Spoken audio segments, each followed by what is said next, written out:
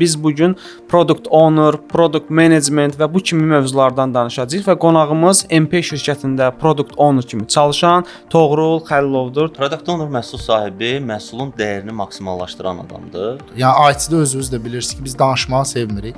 Məhsul sahibinin bütün hipotezləri validated olurmu? Yox, olmur. Disproven da ola bilər, sübut olunmamış da ola bilər. Bəlkə o agile tətbiq eləsə, onun biznesinə ziyan vuracaq. Bəlkə bunu istəmir də adam. Bir yoxlayaq da, review eləyək, yoxlayaq doğrudanmı hər şey yolundadır. Hamı gedir sertifikatlar alır, amma təcrübə yoxdur və sonra 3 ildən sonra başa düşür ki, əslində biz məhsul sahibi olası adam deyilik.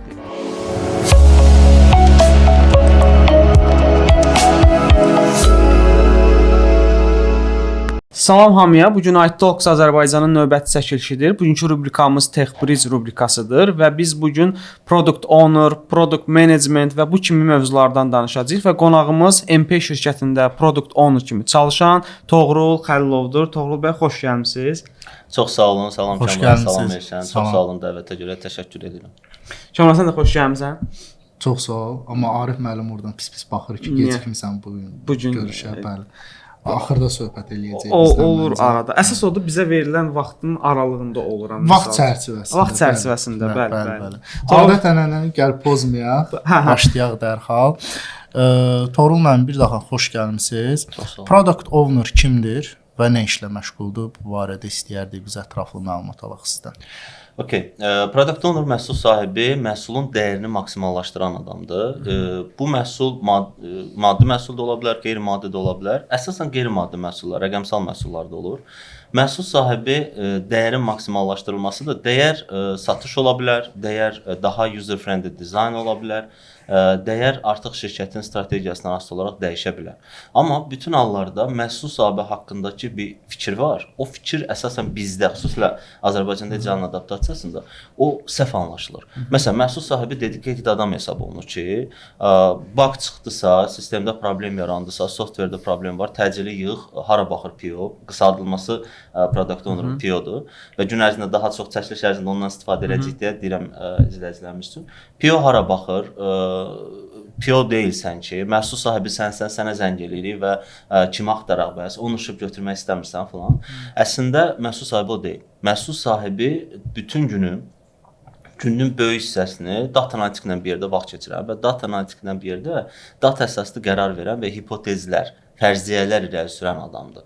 Nəinki bütün günü telefona cavab verib ya da iclaslarda iştirak edən adam. Məhsul sahibi data analitiklə bir yerdə dataları təhlil edir və təkrarlanan datalara əsasən müəyyən edir ki, bu personanın, bu hədəf kütlənin belə bir ehtiyacı var. Amma bu fərziyyədir, bu olmaya bilər. Ehtimal və fərziyyə sözlərindən istifadə olunur əcalda, assumption və hipotez. Elə Azərbaycan dilində də fərqliymiş. Mən bunu məhsul sahibi olandan sonra öyrənmişəm. Əslində fərqli sözlər imiş, ehtimal və fərziyyə. Ehtimal nədir? Qlobalda da belə izah olunur bunun fərqi. Ona görə mən də həmin sözlərdən istifadə edəcəm. Yəni bu mənim özümün kəşfim deyil də, qlobalda da istifadə olunur deyə. Assumption odur ki, ehtimal odur ki, məsələn, uşaqlar dondurmanı sevir. Hipotez odur ki, fərziyyə odur ki, məsələn, mən deyirəm ki, Bakıda yaşayan 10 yaşına qədər qız uşaqları çiyələkli dondurmanı sevir. Bunlar başqa anlayışlardır. İkincidə artıq bir ortada bir müşahidə var. Mən demək ki, marketə girəndə baxmışam ki, qız uşaqları daha çox çiyələkli dondurma alırlar. Amma bu səhv ola bilər. Gedirik, yerində customer experience sorğular keçiririk ki, onunla bağlı əməkdaşlar olur. Komandada CX mütəxəssis deyirik, biz onun qısaldılması, abreviaturası. Gedir intervyular eləyir və məlum olur ki, əslində mən səhv müşahidə eləmişəm. Və ya təsadüfən belə olub ki, gəlib 5 dənə uşaq indi alıb, mən elə fikirləşmişəm ki, qız uşaqları dondurmanı daha çox sevir. Əslində şokoladlı dondurma sevirlərmiş. Demək ki, məhsul sahibinin bütün hipotezləri validated olurmu? Yox, olmur. Disproven da ola bilər, sübut olunmamış da ola bilər. Amma bütün hallarda bunu gedib yerində test eləmək lazımdır ki, doğrudan da müştərinin real ehtiyacını tapaq, ondan sonra elə məhsul təqdim elək ki, o məhsul alınsın. Yoxsa o məhsulu biz yaradacağıq və ortada qalacaq, heç kimə lazım olmayacaq. Hansı ki, biz əvvəl belə işləyirdik. Mən Waterfallda da işləmişəm məhsul sahibi olaraq. Biz əvvəl necə eləyirdik? O vaxt rəqabət çox deyildi də, mən bankda çalışmışam. Rəqabət çox deyildi. Biz gəlirdik, məhsulu təqdim eləyirdik. Məsələn, kreditlə bağlı kampaniya eləyirdik. 2% endirim zamin tələb olunmur. Kampaniya, məsələn, yeni il kampaniyası. Bu bütün hallarda tuturdu. Və oturub həvəslə gözləyirdi ki, görəcək satış olacaq olsa, olurdu satış.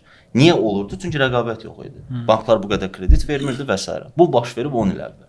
Amma indi belə getmir. Çünki bütün banklar kredit verir, rəqabət həddən artıq yüksəkdir.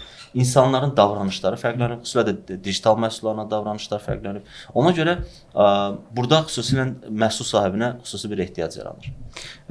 Siz dediniz, mənim ağlıma bir sual gəldi. Ümumiyyətlə bu product owner olmaq üçün mən iki məsələ maraqlıdır. Bir texniki biliklər, bir də o soft bacarıqlar dediyimiz məsələdə. Yəni birincisi məsəl üçün deyirsiniz müşahidə qabiliyyəti və s.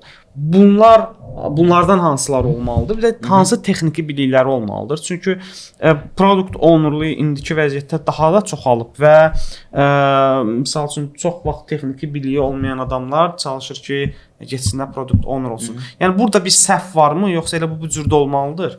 Okay. Çox sağ olun suala görə. Scrum-ın, Scrum.org-un rəsmi YouTube kanalında bir Scrum-ın təlimçilərindən birinin çıxışı var. Deyir ki, məhsul sahibi olmaq üçün insanda iki keyfiyyət olmalıdır, şəxsi keyfiyyət. Birincisi olmalıdır quickly decision maker. Bir problem baş verdi, təcili qərar verə bilsin. Təcili desin ki, bu yolla gedəcək. Bu yol səhv ola bilər, bu addım səhv ola bilər. Ona görə məhsul sahibləri əsasən təcrübəli adamlardan seçilir. Yəni 1 il, 2 il təcrübəsi olan adamlar məhsul sahibləri olaraq uğurlu olub olmurlar. Onların uzun müddət təcrübəsi olur və biraz yaşı da olur adam. İkinci xüsusiyyət isə müşahidə qabiliyyəti olmalıdır, absorb eləməlidir. İnsanların şəxsi ehtiyaclarını müəyyən etmək üçün onun müşahidə qabiliyyəti olmalıdır. Məhsul sahibi əslində startupçıdır. Məhsul sahibi şirkət daxilində bir məhsulun CEO-sudur. Məhsulun product visionunu formalaşdıran, product goalunu, məqsədini formalaşdıran və product backlog-u idarə edən balaca bir CEO-dur. Məhsulun CEO-sudur və məhsul sahibi analitikanı bilməlidir, amma biznes analitik deyil. Məhsul sahibi satış qabiliyyəti olmalıdır ki, product visionu həm komandasına sata bilsin, həm rəhbərliyə təqdim edə bilsin. Çünki biz buna PMI yanaşmasında release planning deyilir və bu gün ölkəmizdə QBR adlandırdıqları quarterly business review görüşlərində biz çıxırıq, təqdim edirik ki, 3 ay sonra product roadmap'imiz budur. Məhsul sahibi olaraq mən bu işləri görəcəm komandamla bir yerdə. Amma bu dəyişə də bilər. Çünki Agile-ın əsas dəyərlərindən 4 dəyərindən biri odur ki, respond to change over following a plan. İstənilən vaxtda dəyişikliyə hazır olmalıyıq. Amma biz çıxıb bunu təqdim edən adamlara, məhsul sahibi satış qabiliyyəti olmalıdır ki, bunu sata bilsin. Amma satıcıdırmı? Yox. Məhsul sahibi data analitikanı bilməlidir. Amma data analitik qədər SQL-i bilməlidirmi? Yox. Yəni, məhsul sahibinin texniki bilikləri məlumat səviyyəsində olmalıdır. Knowledge based olmalıdır. Amma məhsul sahibindən texniki bilik tələb olunmamalıdır. Məsələn, mən technical product owner sözünü qəbul edirəm. Ümumiyyətlə, mənə də biraz maraqlı gəldi ki, məncə izləyicilər üçün də bildiyiniz kimi bizim gənc izləyicilərimiz də var. Kimlər ki, IT sahəsi olsun, qeyri-IT sahəsi olsun, seçim etdikdə başa düşmək istəyir ki, hansı sahə ona daha yaxın olar da. Bəs siz bax bu sahəni seçmisiniz, bu sahə ilə gedəndə sizin nə motivasiya elədi buna? Okay. Mən ümumiyyətlə layihələrin idarə olunmasından başlamışdım bu sahəyə. Layihələrin idarə olunmasının fərqi yoxdur. Maliyyə məhsulları olsun, qeyri-maliyyə məhsulları olsun. Bütün hallarda layihələrin idarə olunmasının ən üstün və bəyəndiyim xüsusiyyəti odur ki, məsələn, bir yol təsəvvür edin, o yol palçıqdır, pis gündədir və səliqəsizdir. Sonra mühəndislər gəlir, yol mühəndislər gəlir, orada asfalt çəkilir, sarı xəttlər, ağ xəttlər və s. İki şəkil arasındakı fərq var. O fərq məni motivasiya elədi ki, mən ümumiyyətlə bu sahədə olmalıyam, layihələrin idarə olunmasında olmalıyam. Əlbəttə, əvvəli çox çətin olur, o toz torpağın içərisində işləyir adam, amma sonraki görüntüdən ötürü bütün əziyyəti çəkməyə dəyər. Ortada bir məhsul yoxdur. Məsələn, deyək ki, mən hal-hazırda fintechdə çalışıram. Ortada bir məhsul yoxdur. Biz 3 ay komandamızla bir yerdə çalışırıq və 3 aydan sonra bir mobil tətbiq var. Siz transfer edə bilirsiniz, top-up edə bilirsiniz, ödəniş edə bilirsiniz və s. Kommunallar və s. O iki şəkil arasındakı fərq məni motivasiya elədi ki, məhsul sahibi olum. Amma işin çətin tərəfləri də var. Çünki məhsul sahibi deyəndə məhsulun belə deyək, daha çox gənclərdə, xüsusilə yeni başlayan adamlarda, hansılar ki, portfolioda heç bir təcrübəsi yoxdur, onlarda xüsusilə maraq olur. Amma bunun çox çətin və neqativ tərəfləri də var məhsul sahibi olmağa. Nə kimi misal üçün belə neqativ tərəfləri? Məsələn, neqativ tərəf nədir? Gün ərzində 4-dən 5-dən iclasa girirsiniz.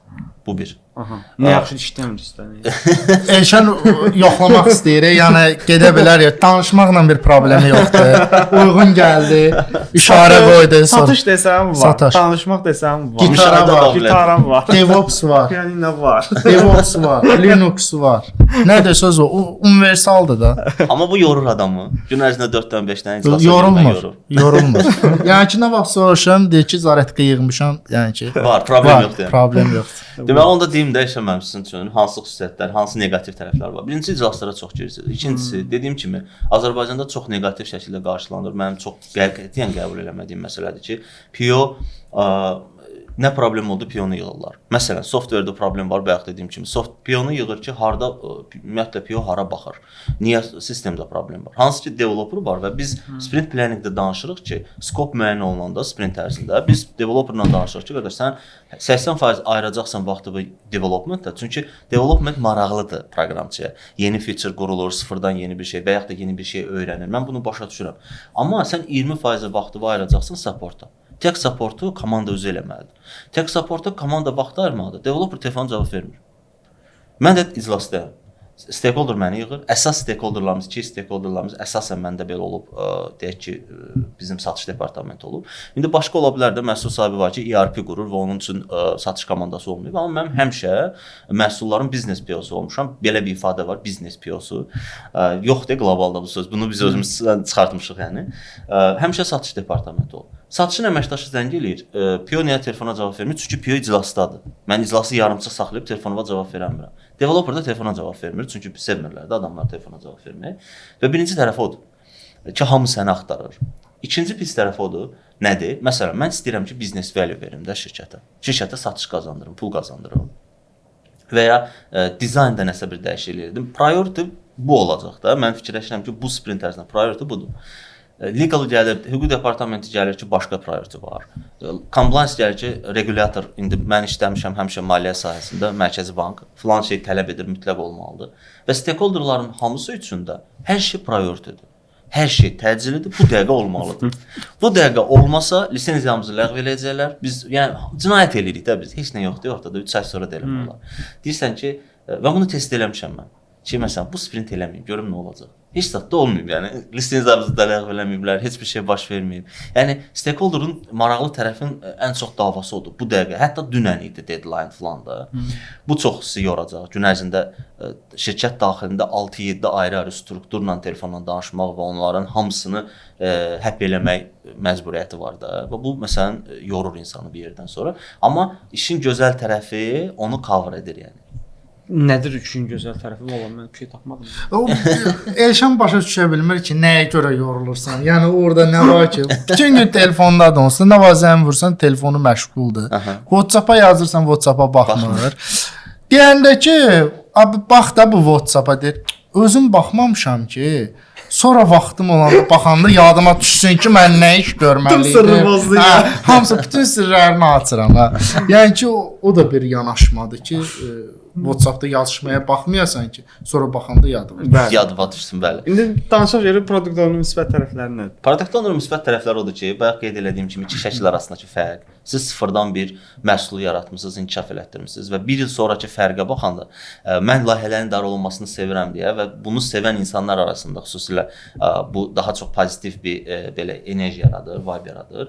Hansı ki, iki şəkli fərqləndirir. Və ya məsələn siz yeni bir mobil tətbiq fikirləşin, hələ ki heç nə yoxdur, yalnız login edə bilirsiniz ya da maksimum KYC var, SIMA var məsələn. Amma 1-2 xırda featurelar var, amma siz bir ildən sonra o mobil tətbiqə baxanda ortada çox böyük fərq yaranır. Yəni eyni şey məsələn MP mobil tətbiqi haqqında demək olar və ya eyni şey məsələn bir bank haqqında demək olar ki, əvvəl yarananda hansı səviyyədədir, amma indi adamlar doğrudan da çox yaxşı səviyyəyə, hətta qloballa müqayisə olunan səviyyəyə gətiriblər. Biz də ümid edirik ki, MP də bir gün o mobil tətbiqlərdən biri olur. Bəs product owner-dan product management-ın fərqi nədir?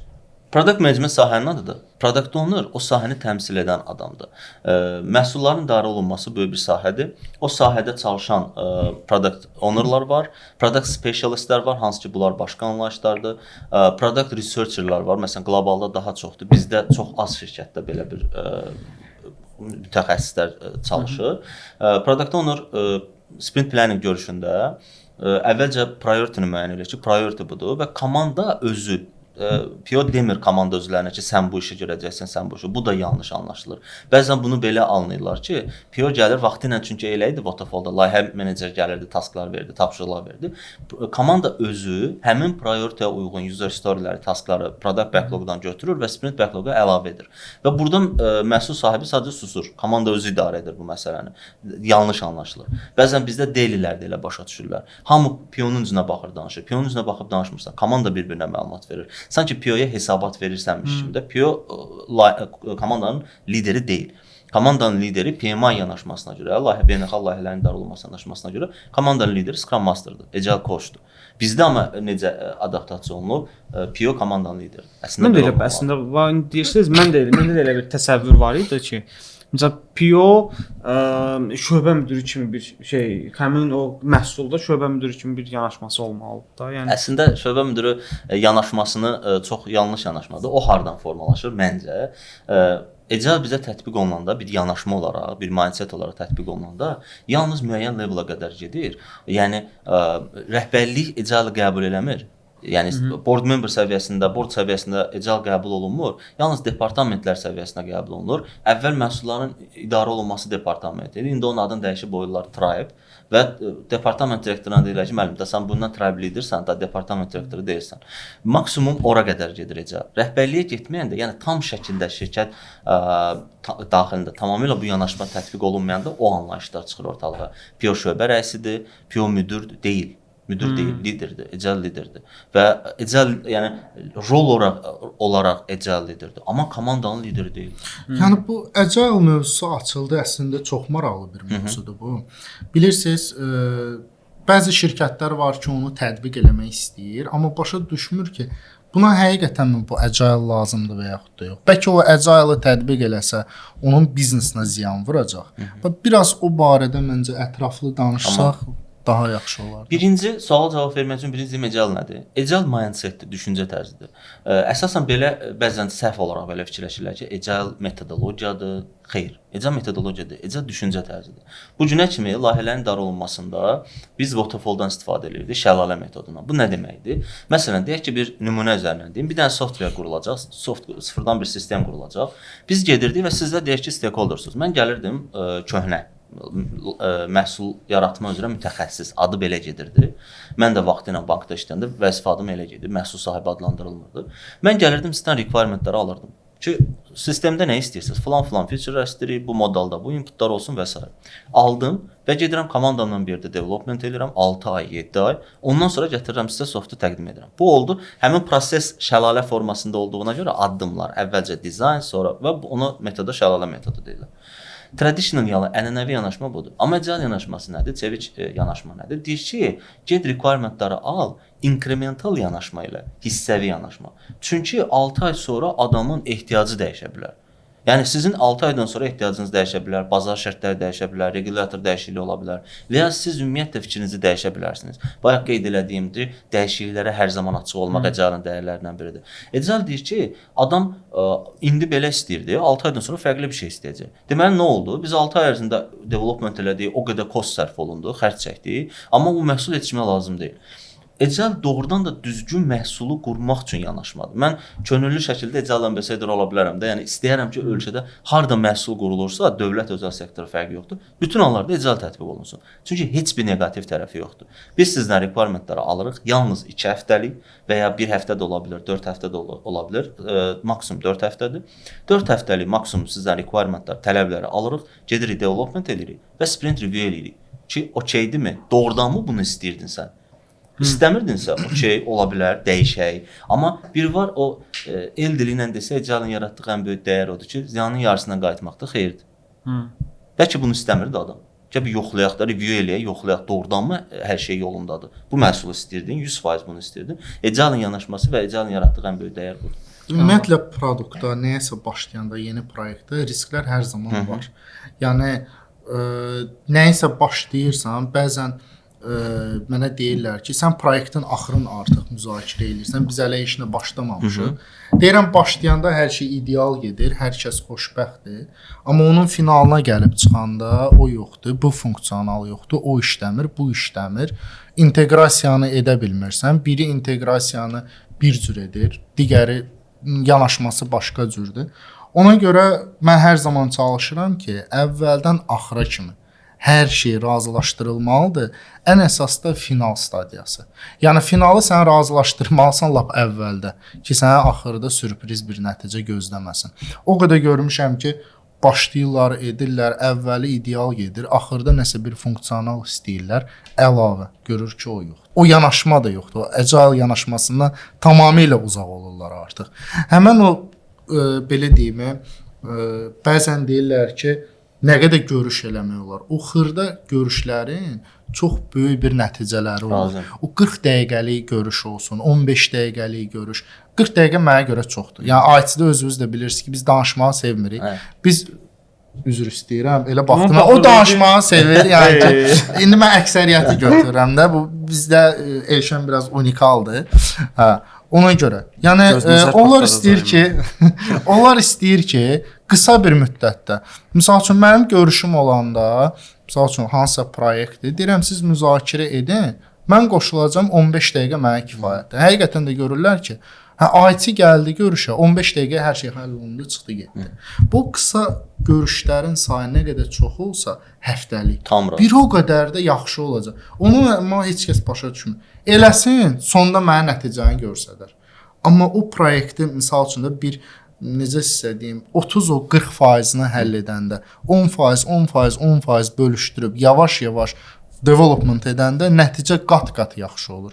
Əfsor olsun ki, bir çox yer onu başa düşür. Səndə ürəyin doluymuş. Məndə doludur. Yox, çox qəşəng bir mövzuya toxunur. Mənim ağlımda bir dənə sual var, onu da verim. Sonra istəsək yekunlaşdıraq, davam edərik. Bu product owner olmaq üçün və ya ümumiyyətlə PMI hissəsində inkişaf eləmək üçün hansısa bir sertifikatlaşma, ümumiyyətlə hansısa bir PES varmı ki, tutaq ki, bundan başlamaq lazımdır, sonra bu sertifikatı əldə etmək, sonra bu şeylərə şaxələnmək və s. Bax da bir indi ola bilər kimsə bizə baxsın desin ki, mən bu gün product ownerla başlamaq istəyirəm. Mən hansı istiqamət üzrə gedim? Bir dənə də sualın axırını da mən deyim, yaddan çıxartdı. Remote iş tapmaq olar ya yox. Ona maraqlı gəlir. O yadından çıxdı. Təşəkkür edirəm hər iki suala görə. Birincisi, product owner olmaq üçün tövsiyəm odur ki, müştəri ilə işləyən adam olmalıdır. Əgər müştəri ilə işləyən adam deyilsə və insanlarla kommunikasiya qurmağı, ünsiyyət qurmağı sevmirsə, o adamdan məhsul sahibi olmayacaq. Gec-tez o adam uzaqlaşacaq. Necə ki, developerlarda olur, xüsusilə məsələn backend developerlarda olur. Ümumiyyətlə PO-ların ən çox əziyyət çəkdiyi hissə odur da, yəni backend developerlarla işləmək. Frontenddə problem olmur, product designerla, IT BA ilə və s. problem olmur, amma backend developer olmaq çətindir. Çünki getdikcə daha da çətinləşir. Yəni proses, yəni adamın təcrübəsi artdıqca iş yükü daha da çoxalır və getdikcə daha da çox çətinləşir. Necə ki onu seçmək çətindir. PO olmaq üçün də hansı xüsusiyyət olmalıdır? Mütləq insanlarla ünsiyyət qurmağı sevən adam olmalıdır. Ki siz bayaq dediyim kimi iclaslar olacaq, müştərilərlə sorğular olacaq və birinci ünsiyyəti sevməlidir. İkincisi, çox yaxşı olar ki, müştərilərlə işləyən adam olsun. Məsələn, front office-də işləyən adamlar və ya məsələn, indi bəzi təşkilatlar bunu Customer Journey Map, CGM adlandırır, bəziləri CX adlandırır, hansı ki Customer Experience. O sahədə işləyən adamlar, mütəxəssislər çox yaxşı məhsul sahibi olurlar. Çünki müştərinin bayaq dediyim ehtiyaclarını çox yaxşı müəyyən edə bilirlər və ona əsasən hipotezlər çıxarda bilirlər. Məsələn, mənim olub ki, təcrübəmdə bundan öncə işlədiyim iş yerində Paşa Həyat Sığortada Customer Experience çox inkişaf eləmişdi və orada doğrudan da adamlar yəni bu sahəni çox inkişaf elətdiriblər. Mənim gördüyüm və yəni sektorda olan şirkətlər arasında adamlar oradakı CX mütəxəssislər vardı ki, yəni bir iclas edirdin, 20 dənə hipotez çıxırdı. O qədər inkişaf elətdirmişdilər özlərini və o adamlar çox yaxşı məhsul sahibi olurlar. Sonra məhsul sahibləri məhsul araşdırması eləyən adamlar, məhsul mütəxəssisləri olan adamlar çox yaxşı məhsul sahibi olurlar. Bəzən yanlış bir düşüncə var ki, kimsə yaxşı BA-dirsə artıq onu PO kimi təyin edə bilərik. Mənim müşahidəm odur ki, əsasən onlar yaxşı PO olmurlar. IT biznes analitik elə yaxşı IT BA olur. Amma PO olan adamlar daha çox müştəri ilə satışdan gələn adamlar və ya müştəri ilə ünsiyyətdən gələn adamlar daha yaxşı məhsul sahibi olurlar. Və qaldı ki, remote işlərə. Remote işlər olurmu? Bəli, olur. Amma PO digər rollardan fərqli olaraq, developerlardan, dizaynerlərdən, BA-lərdən fərqli olaraq PO hər ikisini paralel apara bilmir. Yəni mən burada işlədiyim hansısa bir şirkətdə paralel olaraq remote bir işlə fərqi yoxdur, yerli, xarici, remote işləyim, bu alınmır. Çünki bayaq dediyim o iclaslar vardı. Yəni 4 dənə iclas burada olacaqsa, bir 4 dənəsi də orada olacaq. Yox, kim Biz də elə eləyib ki, xətrinə dəydi. O dəqiqə elə söz dedi, sizdə bir işdə ancaq remote. Yalnız remote. Hə, burada problem olmaz. PO-larda bu alınmır. Çox təəssüf ki, PO-larda alınmır. İkinci məsələ isə sertifikatlar hansı səviyyədə olmalıdır? Mən tövsiyə edirəm ki, birincisi sahəni öyrənsinlər və Scrum team member olsunlar. Ondan sonra sertifikat. Çünki yanlış bir yanaşma var. Hamı gedir sertifikatlar alır, amma təcrübə yoxdur və sonra 3 ildən sonra başa düşür ki, əslində bu məhsul sahibi olası adam deyildi. Ona görə yerində gedib onu yaşamadan, Scrum team member olmadan doğrudan da sən detect eləyə bilmirsən ki, məndən PO olar yoxsa yox. Sertifikatlar var ki, məsələn, sertifikat sayı çoxdursa bu yaxşı PO hesab olunur. Bundan razı deyiləm. Elə PO var ki, ümumiyyətlə onun sertifikatı yoxdur, amma çox yaxşı PO-dur və ya əksinə var, amma yəni tövsiyə elədiyim birinci PMI-ı öyrənsinlər, PMI ismini yanaşmasın və Professional Scrum Product Owner. Bu iki sertifikat PO-nun çox istəyərəm ki, yəni xüsusilə təcrübəli PO-lar bu sertifikatı alsınlar. Məncə çox yaxşı bir podkastımız oldu, maraqlı oldu və PO ümumiyyətlə bir daha axırı olmasaydı çox yaxşı olardı. Axırını dediniz, keyfi idi. Yəni ki, axırını deməsəydiniz davam eləyəcəkdi danışmağa. Dediniz, məyus oldu. Çox sağ olun Toğrul bəy, dəvətimizi qəbul edib gəldiyiniz üçün. Ümid edirəm ki, yəni bizim izləyicilərimizə də çox maraqlı oldu və PO sahəsini, PMI istiqamətini məncə çox detallı açdıq. Nəsə bir sözünüz, əlavəniz varsa buyurub bildirə bilərsiniz bizə. Uğurlar arzulayıram. Mən sizin dəvətə görə öncə təşəkkür edirəm və uğurlar arzulayıram. Mən sizin bu IT Talks kanalını çoxdan da izləyicisiyəm və çox həvəslə izləyirəm. Çünki nə qədər işimiz biznes olsa da IT related işdir PO. Ona görə bütün hallarda öyrənmək istəyirik. İkincisi də ən çox izləmə səbəblərindən biri odur ki, siz bura developerları dəvət edirsiniz və oradan sözləri öyrənirik biz. Ən azından PO definition based bilməlidir IT sözlərini. Məsələn, DevOps pipeline qurur. O pipeline artıq nədirsə bilmirəm, amma pipeline qurur, onu bilirəm. Çünki oradan dependency olur həmişə. PO-lar maksimum bu səviyyədə bilirdi və məncə PO elə bu səviyyədə bilsə kifayət edir, nəinki texnik adam olsun. Xüsusilə istisnalar olur, bəzən IT məhsullar qurulur, harda ki, developerlar özləri gəlib PO olurlar, onlar istisnadır. Amma əsasən, yəni definition based bilsə, texniki anlayışları bilsə kifayət edir. Təşəkkür edirəm, mən də ümid edirəm ki, maraqlı olacaq. Xoş sözlərə görə çox sağ olun. Həqiqətən belə deyim də, dəyərli qonaqlarımız olanda, belə motivasiya xarakterli sözlər eşidəndə biz də belə deyək ki, daha da çox çəkiliş eləmək istəyirik. Xoş hal oluruq. Bizdə belədir də, biz bir-birimizin reminderi kimi işləyirik, bir-birimizə yada salırıq. Hərdən olur ki, tutalım da, o qədər iş olur ki, o arada belə deyim də, hər şeyi düşünmək, hər bir detalı həqiqətən çətin olur. Qıraqdan baxanda asandır. İndi siz özünüz də gəlmisiniz, özünüz də gördünüz ki, yəni hər şeyi belə deyim, danışmaq, razılaşdırmaq. Elə sizin özünüzlə həftə ərzində biz nə qədər danışıqlar apardıq. Yəni asan bir iş deyil. Çalışırıq ki, maksimum belə deyək, faydalı olsun. Ən əsas gənclərimiz üçün. Bəli. Çox sağ ol Kənan, çox sağ ol Toğrul müəllim. Təşəkkür edirəm. Bizi izlədiyiniz üçün təşəkkür edirik. Bəyəndinizsə paylaşmağı, dostlarınızla bölüşməyi unutmayın. Bu gün biz Product Owner'lı PMI haqqında danışdıq və qonağımız Toğrul Xəlilov idi. Sağ olun, salamat qalın və o sonda o möhtəşəm sözümüz öyrənin. Öyrədin.